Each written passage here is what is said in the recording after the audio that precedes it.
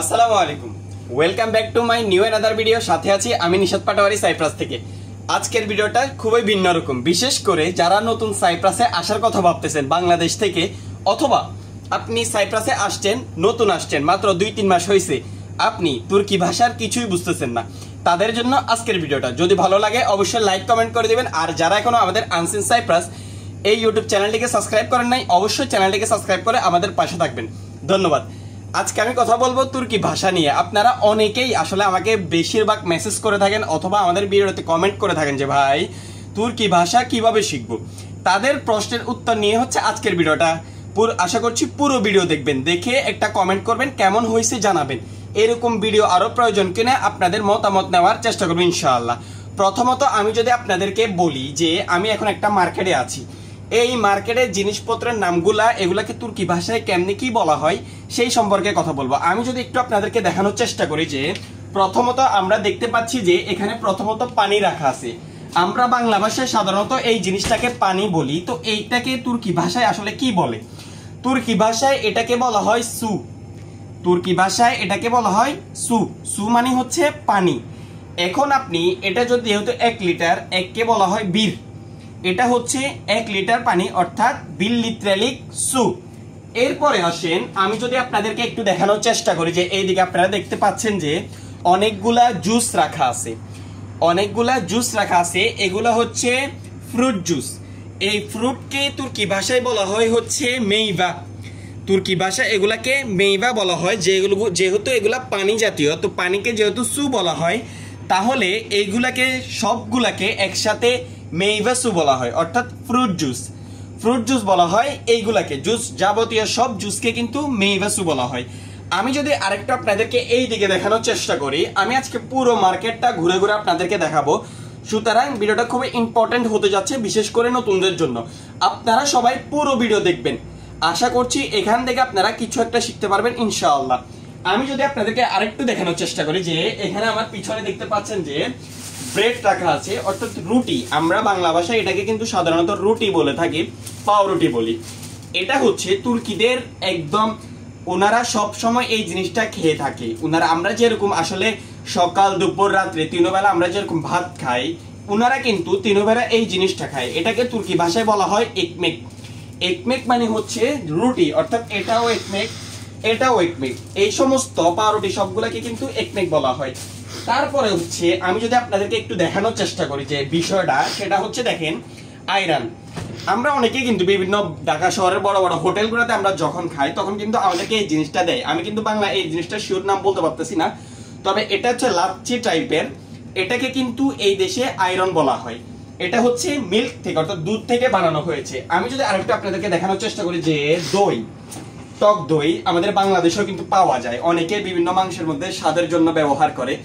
এটা কিন্তু সাইপ্রাসেও আছে। ওনারা কিন্তু যখন ওনাদের 3 বেলা খাবারের সময় কিন্তু ওনারা এই জিনিসটা ব্যবহার করে থাকে, অর্থাৎ একমেকের সাথে। এটাকে কিন্তু তুর্কি ভাষায় বলা হয় হচ্ছে ইয়োর্ট। এটাকে তুর্কি ভাষায় ইয়োর্ট বলা হয়, অর্থাৎ টক দই অথবা দই। দইকে কিন্তু ওনারা ইয়োর্টই বলে।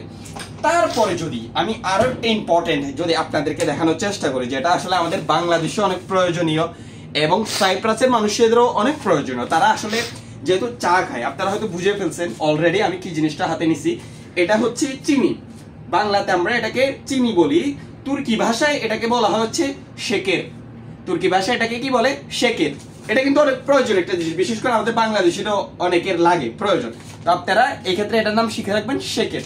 তারপরে আমি যদি আপনাদেরকে আরেকটু দেখানোর চেষ্টা করি যে এই জিনিসটা, এটাও কিন্তু আমাদের প্রয়োজনীয়। আসলে তুর্কির লোকজন রং চা খায় বেশিরভাগ, আমাদের বাঙালি অথবা পাকিস্তানে আমরা কিন্তু বেশিরভাগ দুধ চাই খাই। প্রয়োজনে আমাদের চা বানানোর জন্য কিন্তু ইম্পর্টেন্ট জিনিস হচ্ছে দুধ। দুধকে তুর্কি ভাষায় কি বলা হয়? দুধকে তুর্কি ভাষায় বলা হচ্ছে সুত। আপনারা হয়তো দেখতেই পাচ্ছেন যে এই যে এখানে লেখাও আছে অলরেডি সুত। সুত তুর্কি ভাষায় দুধকে সুত বলা হয়। আমি আরেকটু আপনাদেরকে দেখার চেষ্টা, এখানে কিন্তু মেভা সুগুলা রাখা আছে, এটা আমি বলছিলাম ফ্রিজের মধ্যে ছিল।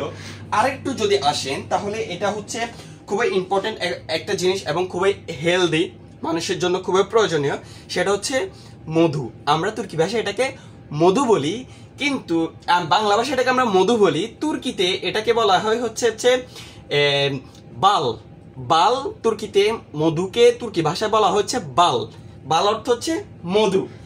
আর একটু যদি আমি আপনাদেরকে চেষ্টা করি দেখানোর যে এখানে আসলে এগুলো হচ্ছে তুর্কি খাবার, যে এটা আমরা অনেকেই চিনি না, বাংলাদেশে আছে কিনা আমিও জানি না। এটা কিন্তু তুর্কিদের একটা খাবার, এটা অনেক সুইট জাতীয় জিনিস, এটাকে কিন্তু তাহিন বলা হয়। হয়তো আপনারা অনেকে দেখতে পাচ্ছেন যে এখানে লেখা আছে। আচ্ছা যাই হোক, এই ব্যাপারে আমি কথা বলবো না। এখানে হচ্ছে ইলেকট্রিক টাইপের কিছু জিনিস রাখা আছে। আমি যদি এক কথা আপনাদেরকে বলি, ইলেকট্রিক মাজেমা, তুর্কি ভাষায় এই জিনিসগুলোকে বলা হয় ইলেকট্রিক মাজেমা। যেমন এটা হচ্ছে চার্জের যে অ্যাডাপ্টার, ওটা আমরা অ্যাডাপ্টার বলি, তো এটাকে তুর্কি ভাষায় বলা হচ্ছে চার্জ বাসলে। চার্জ বাসলে অর্থাৎ যেখান থেকে চার্জ আসে। আচ্ছা, এই ব্যাপারে যদি আমি বিস্তারিত না বলি, আমি আর একটু পিছিয়ে যাই, আমি পুরো মার্কেটটা আজকে আপনাদেরকে ঘুরিয়ে ঘুরিয়ে দেখার চেষ্টা করবো ইনশাআল্লাহ। আরেকটা জিনিস ইম্পর্টেন্ট যেটা, সেটা হচ্ছে এই জিনিসটা, এটা কিন্তু তুর্কির লোকজন তাদের সকাল দুপুর রাত্রে তিনও টাইমে তাদের খাবারের সময় কিন্তু ইম্পর্টেন্ট খুবই, যেটা শরীরের জন্য ভালো, খুবই হেলদি একটি খাবার, সেটা হচ্ছে জৈতিন, যেটার কথা কোরআনের মধ্যেও রয়েছে। তো এটাও কিন্তু খুবই তুর্কিদের অনেক পছন্দের একটি খাবার, এটাকে জৈতিনও বলা হয়। আরেকটু যদি আমি এদিকে দেখানোর চেষ্টা করি আপনাদেরকে, এটাও কিন্তু আমাদের খুবই প্রয়োজনীয় একটা জিনিস, যেটাকে আমরা বাংলা ভাষায় জুতো বলে থাকি অথবা স্যান্ডেল বলে থাকি। এটাকে তুর্কি ভাষায় কি বলে? এই টাইপের অর্থাৎ স্যান্ডেল টাইপের যদি হয় তাহলে এটাকে তুর্কি ভাষায় বলা হচ্ছে টেরলিক, টেরলিক। আর যদি চামড়া জুতা হয় অর্থাৎ বুট টাইপের হয় তাহলে কিন্তু এটাকে তুর্কি ভাষায় বলা হচ্ছে আয়াকাবল, আয়াকাবল। আশা করছি বুঝতে পারছেন। তারপরে আসেন, আমি যদি এখানে আসি, এখানে দেখতে পাচ্ছেন যে মুজা রাখা আছে, আমরা যেটাকে বাংলা ভাষায় মুজা বলি সাধারণত। এটাকে তুর্কি ভাষায় কি বলা হয়? তুর্কি ভাষায় এটাকে ছোরাব বলা হয়, ছোরাব। তুর্কি ভাষায় এটাকে ছোরাব বলা হয়। আরেকটু এদিকে আসেন, আমি যদি, আচ্ছা এগুলো আমি দেখানোর দরকার নাই, আমি আরেকটু যদি আপনাদেরকে এই পাশে একটু দেখানোর চেষ্টা করি, তাহলে এখানে কি কি প্রয়োজনীয় জিনিস রাখা আছে। এখানে হচ্ছে আপনার পুডিং রাখা আছে, যেটা আমরা আসলে বিভিন্ন ফ্লেভারের পুডিং রাখা আছে। আর একটু যদি এইদিকে আসেন, এই যে আমাদের আরেকটা ইম্পর্টেন্ট জিনিস, বিশেষ করে আমাদের পাকিস্তানি ভাইদের, ওনারা কিন্তু সব সময় এই জিনিসটা ইউজ করে থাকে, সেটা হচ্ছে রুটি। ওনারা রুটির জন্য কিন্তু আটা ইউজ করে থাকে। তো আটা তো আমরা বাংলা ভাষায় বলি, তুর্কি ভাষায় এটাকে কি বলে? তুর্কি ভাষায় এটাকে বলা হচ্ছে উন। উন মানে হচ্ছে আটা। মেবি এখানে লেখা আছে, হয়তো আপনারা অনেকের দেখলেই বুঝতে পারবেন। আচ্ছা, আমি লেখাটা দেখতেছি না, যাই হোক, তুর্কি ভাষায় কিন্তু আটাকে উন বলা হয়। আমি আরেকটু যদি আপনাদেরকে দেখানোর চেষ্টা করি, যে এখানে অনেকগুলা ড্রিঙ্কস রাখা আছে। ড্রিঙ্কস গুলাকে কিন্তু একেবারেই যদি আপনি মিলাই বলেন তাহলে সও ইচেজেক, ইচেজেক মানে হচ্ছে ড্রিঙ্কস, আর ঠান্ডার তুর্কি হচ্ছে সও। এক কথা আপনি বলতে পারেন যে সও ইচেজেক। তারপরে যদি আমি আপনাদেরকে একটু দেখানোর চেষ্টা করি, যে এখানে দেখতে পাচ্ছেন যে চকলেট রাখা আছে, যেটা আমরা বাংলা ভাষায় চকলেট বলি, তুর্কিতেও কিন্তু এটাকে চকোলাতা বলা হয়, চকোলাতা, চকোলাতা, এক কথায় চকোলাতা। এরপরে আসেন, আমি যদি আরেকটা ইম্পর্টেন্ট জিনিস আপনাদেরকে দেখাই, সেটা হচ্ছে যে আমরা যেহেতু চা খাই, তাহলে চার সাথে হচ্ছে সবচেয়ে ইম্পর্টেন্ট যেটা, সেটা হচ্ছে পাতা। চা পাতা আমরা বলে থাকি বাংলা ভাষায়, তুর্কি ভাষায় এটাকে বলা হচ্ছে চায়ে, চায়ে, চায় অর্থ হচ্ছে চা পাতা। আচ্ছা যাই হোক, এখানে আমি আর ইম্পর্টেন্ট তেমন একটা জিনিস দেখতে পাচ্ছি না। এখানে হচ্ছে কফি আছে, কফিকে তুর্কি ভাষায় বলা হচ্ছে কাহওয়ে, কাহওয়ে, তুর্কি ভাষায় এটাকে কাহওয়ে বলে, আমরা বাংলাতে বলি কফি। তারপরে আমি একটু যদি আপনাদেরকে দেখানোর চেষ্টা করি, যে এখানেও আসলে চকলেট রাখা আছে। এখানে কিন্তু আপনার যে ফ্রিজিং অর্থাৎ যেই ফ্রিজিং যে জিনিসগুলা ওগুলা রাখা আছে, এগুলাকে তুর্কি ভাষায় বলা হচ্ছে দনমুশ সেবজে। সেবজে মানে হচ্ছে সবজি, আর দনমুশ মানে হচ্ছে ফ্রিজিং, ফ্রিজিং সবজি। আমি যদি একটু আপনাদেরকে দেখানোর চেষ্টা করি যে এখানে কি কি জিনিস রাখা আছে, এই যে দেখতে পাচ্ছেন এখানে হচ্ছে আপনার সিম, আমরা যেটাকে সিম বলি বাংলা ভাষায়, সেটাকে কিন্তু তুর্কিতে কি বলে অলরেডি এখানে লেখা আছে, আপনারা দেখতে পাচ্ছেন যে তাজে ফাসুলিয়া। তুর্কিতে এটাকে ফাসুলিয়া বলা হয়। এখানে লেখা আছে যে তাজে ফাসুলিয়া অর্থাৎ ফ্রেশ ফাসুলিয়া, যেটা চামড়া সহ আছে, এটাকে কিন্তু তাজে ফাসুলিয়া বলা। আচ্ছা, সবজির বিষয়টা আমরা এখানে যেহেতু তাজা সবজি আছে, আমরা ওই দিকে গিয়ে বলবো আপনাদেরকে একটু।